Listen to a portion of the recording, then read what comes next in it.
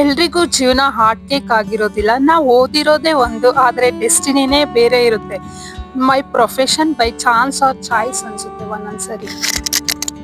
Welcome back to my channel. ಇದು Saturday vlog ಆಗಿರುತ್ತೆ. ನಾನಿವತ್ತು ಇಡ್ಲಿ ಸಾಂಬಾರ್ ರೆಸಿಪಿ ತೋರಿಸ್ತಿದ್ದೀನಿ. ಅದಕ್ಕೆ ಏನೇನು ಇಂಗ್ರೀಡಿಯೆಂಟ್ಸ್ ಬೇಕು, ಹೇಗ್ ಮಾಡೋದು ನೋಡೋಣ ಬನ್ನಿ.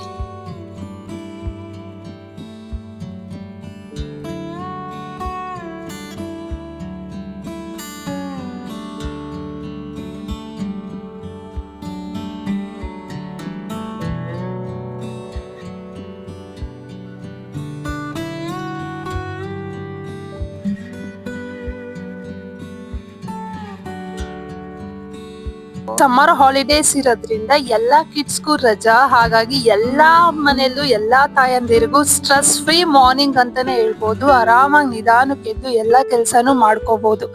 ಹೀಗೆ ಸಾಂಬಾರ್ ಬೇಕಾಗಿರೋಂಥದ್ದು, ಒಂದ್ ಪ್ಯಾನ್ಗೆ ಸ್ವಲ್ಪ ಎಣ್ಣೆ ಸೇರಿಸ್ಕೊಂಡು ಕಡಲೆಬೇಳೆ, ಉದ್ದಿನ ಬೇಳೆ, ಧನಿಯಾ 3 ಒಂದೇ ಕನ್ಸಿಸ್ಟೆನ್ಸಿ ಸೇರಿಸ್ಕೋಬೇಕು. ನೀಟಾಗಿ ಕೆಂಪಗಾಗೋವರೆಗೂ ಹುರ್ಕೋಬೇಕು. ಅದ್ರ ಜೊತೆಗೆ 4 ಒಣಮೆಣಸಿನ್ಕಾಯಿ, 3 ಬ್ಯಾಡಗೆ ಮೆಣಸಿನ್ಕಾಯಿ ಸೇರಿಸ್ಕೊತಾ ಇದ್ದೀನಿ. ಇವು ಸ್ವಲ್ಪ ಚಿಕ್ಕ ಮೆಣಸಿನ್ಕಾಯಿ ಆಗಿರೋದ್ರಿಂದ ತುಂಬಾ ಖಾರ ಇದೆ. ನಿಮ್ಗೆ ಹೇಗೆ ಖಾರ ಬೇಕೋ ಹಾಗೆ ಮೆಣಸಿನ್ಕಾಯಿ ಸೇರಿಸ್ಕೊಳ್ಳಿ. ಅದ್ರ ಜೊತೆಗೆ ಸ್ವಲ್ಪ ಕರಿಬೇವು, ಇಷ್ಟುನು ಫುಲ್ಲುನು ಕೆಂಪಗಾಗೋವರೆಗೂ ಹುರ್ಕೋಬೇಕು. ಅದ್ರ ಜೊತೆ 1 ಬೌಲ್ ಹಸಿ ಕೊಬ್ಬರಿ ಸೇರಿಸ್ಕೊಂಡು ಅದನ್ನು ರೋಸ್ಟ್ ಮಾಡ್ಕೊಂಡು, ಸ್ವಲ್ಪ ಕೊತ್ತಂಬರಿ ಸೊಪ್ಪು ಇಷ್ಟನ್ನು ಸೇರಿಸ್ಕೊಂಡು ಪೇಸ್ಟ್ ಮಾಡ್ಕೋಬೇಕು. ಪೇಸ್ಟ್ ಮಾಡ್ಕೊಂಡ ನಂತರ ಒಂದು ಕುಕ್ಕರ್ಗೆ ಸ್ವಲ್ಪ ತೊಗರಿಬೇಳೆ, 3 ನುಗ್ಗೆಕಾಯಿ ಸೇರಿಸ್ಕೊಂಡಿದ್ದೀನಿ. 2 ವಿಜಿಲ್ ನೀರ್ ಹಾಕ್ಬಿಟ್ಟು ರುಚಿಗೆ ತಕ್ಕಷ್ಟು ಉಪ್ಪು ಹಾಕಿ 2 ವಿಜಿಲ್ ಕೂಗಿಸ್ಕೋಬೇಕು.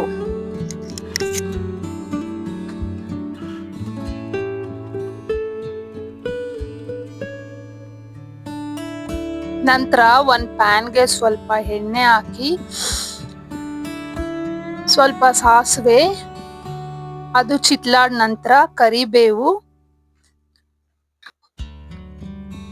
ಸ್ವಲ್ಪ ಸಾಂಬಾರ್ ಈರುಳ್ಳಿ ಸೇರಿಸ್ಕೊತಾ ಇದ್ದೀನಿ. ಅದು ಬಿಸಿನೀರಲ್ಲಿ ನೆನೆಸಿದ್ರೆ ಬೇಗ ಸಿಪ್ಪೆ ಬಂದ್ಬಿಡುತ್ತೆ. ಹಾಗೆ 2 ಬ್ಯಾಡಗೆ ಮೆಣಸಿನ್ಕಾಯಿ ಸೇರಿಸ್ಕೊಂಡು 5 ಮಿನಿಟ್ಸ್ ರೋಸ್ಟ್ ಮಾಡಿಕೊಂಡು, ನಂತರ ಒಂದು ಹಚ್ಚಿಟ್ಕೊಂಡಿರೋ ಸಣ್ಣ ಟೊಮೆಟೊ ಸೇರಿಸ್ಕೊತಾ ಇದ್ದೀನಿ.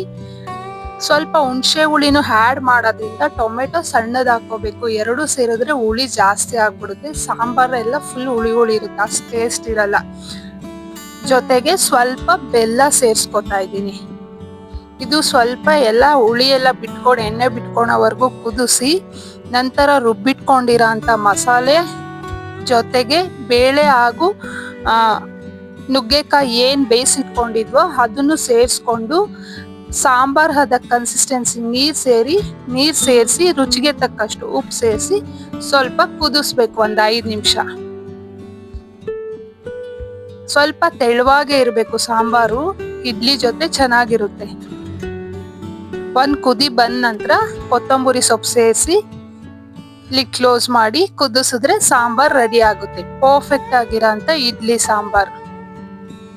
ಈ ಸಾಂಬಾರ್ ಅನ್ನದ ಜೊತೆನೂ ಚೆನ್ನಾಗಿರುತ್ತೆ, ಆದ್ರೆ ಇಡ್ಲಿಗೆ ಪರ್ಫೆಕ್ಟ್ ಆಗಿ ವೆರಿ ಟೇಸ್ಟಿ ಆಗಿರುತ್ತೆ. ಸಮ್ಮರ್ ಆಗಿರೋದ್ರಿಂದ ಇಡ್ಲಿ ಬೇಗ ಫರ್ಮೆಂಟೇಶನ್ ಆಗುತ್ತೆ. ಹಾಗಾಗಿ ನಾನು ರಾತ್ರಿ ಉಪ್ಪು ಸೇರಿಸಲ್ಲ. ರಾತ್ರಿ ಉಪ್ಪು ಸೇರಿಸ್ಬಿಟ್ರೆ ಹುಳಿ ಬಂದ್ಬಿಡುತ್ತೆ. ಬೇಗ ಫರ್ಮೆಂಟೇಶನ್ ಆಗೋದ್ರಿಂದ ಇಡ್ಲಿನೂ ಅಷ್ಟೇ ಸ್ವಲ್ಪ ಲೇಟಾಗಿ ರುಬ್ಬಿಟ್ರೆ ಒಳ್ಳೇದು. ಈ ರೀತಿ ಇಡ್ಲಿ ಸ್ಟ್ಯಾಂಡ್ಗೆ 6 ಸ್ಟ್ಯಾಂಡ್ ಇರೋದ್ರಿಂದ 1 ಒಬ್ಬಿಟ್ರೆ ಮನೆಯವ್ರಿಗೆಲ್ಲ ಸಾಕಾಗುತ್ತೆ.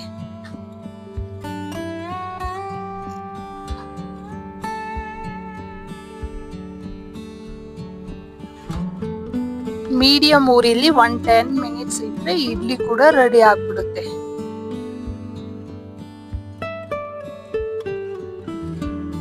ಹಾಗೆ ಸ್ವಲ್ಪ 10 ಮಿನಿಟ್ಸ್ ಬಿಟ್ಟು ಇಡ್ಲಿ ಸ್ಟ್ಯಾಂಡ್ ಇಂದ ಇಡ್ಲಿ ತೆಗೆದಾಗ ಪಾತ್ರೆಗೆ ಅಂಟ್ಕೊಳಲ್ಲ, ಪರ್ಫೆಕ್ಟ್ ಆಗಿ ಬರುತ್ತೆ. ನೋಡಿ, ಈ ತರ ಕನ್ಸಿಸ್ಟೆನ್ಸಿ ಇದ್ದಾಗ ಇಡ್ಲಿ ಸಾಂಬಾರ್ಗೆ ಇಡ್ಲಿ ಜೊತೆ ತುಂಬಾ ಚೆನ್ನಾಗಿರುತ್ತೆ. ವೆರಿ ಟೇಸ್ಟಿಯಾಗಿ ಹೋಟೆಲ್ ಸ್ಟೈಲ್ ಇಡ್ಲಿ ಸಾಂಬಾರ್ ತರಾನೇ ಇರುತ್ತೆ.